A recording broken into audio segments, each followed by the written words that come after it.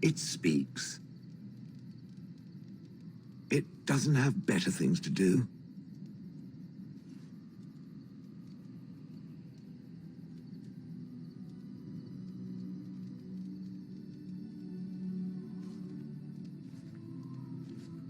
I like to think of them as accessories.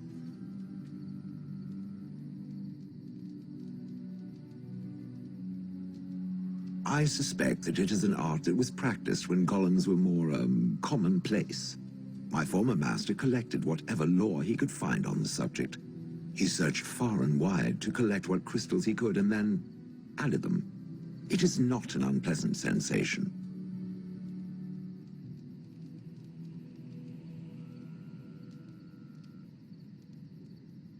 So I would assume. My former master enjoyed poking around the ruins of the Deep Roads after all, and bartering with others who did. As I understand it, the crystals allow me to alter the flow of magic around me. Wilhelm had hoped to turn me into a battery of mana, something he could tap at will.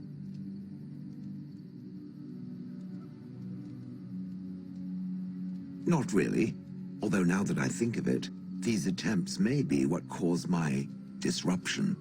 Some of the crystals increase the presence of mana, some absorb or reflect spells. There are various kinds. All I can promise is that should it ever find one of these crystals, I can likely tell it the function and what it would do if added to me.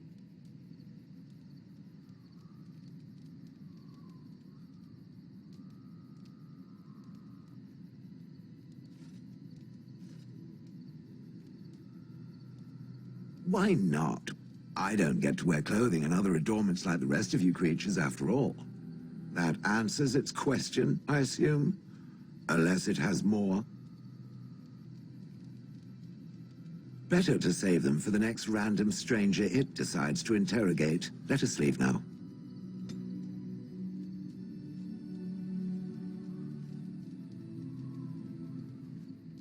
It speaks. It doesn't have better things to do. Did I not already tell it that I do not remember doing such? I remember having a master. My memories of what happened to him are vague.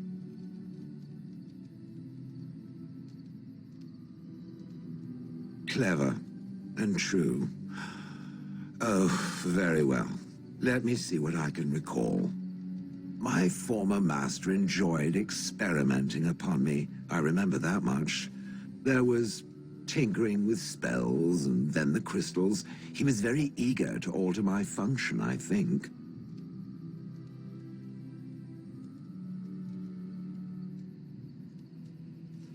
Flattery, and obvious flattery too. I feel warm and fuzzy inside.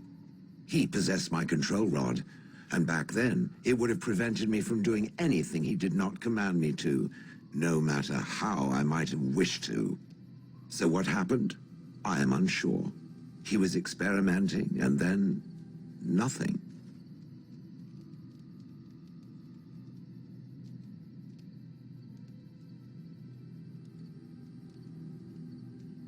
And then he was gone. I was standing where I was, in the village, and I could no longer move.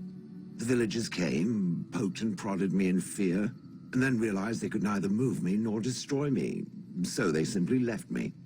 And in time, I forgot I hadn't stood there all along.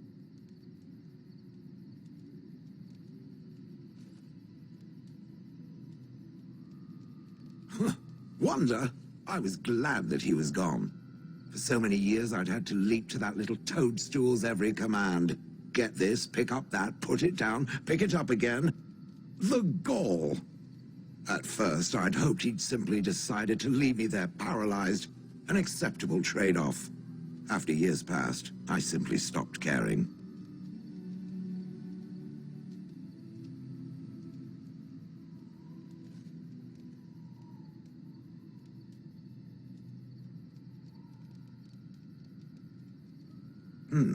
Possibly. Except that he was not experimenting with the crystals at the time, I think. But my memory is not good. It may be correct. Whatever the mage did seemed to render the control rod useless, for which I should be thankful, yes? And provided it doesn't decide to copy his experiments, not that I would allow it, it has nothing to fear from me. Much.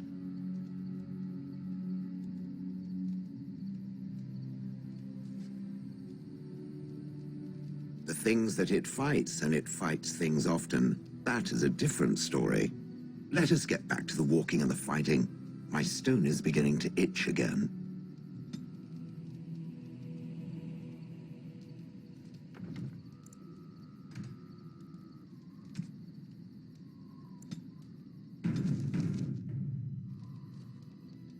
It speaks.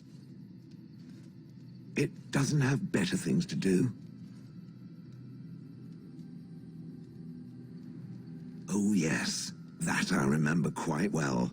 My former master, the Mage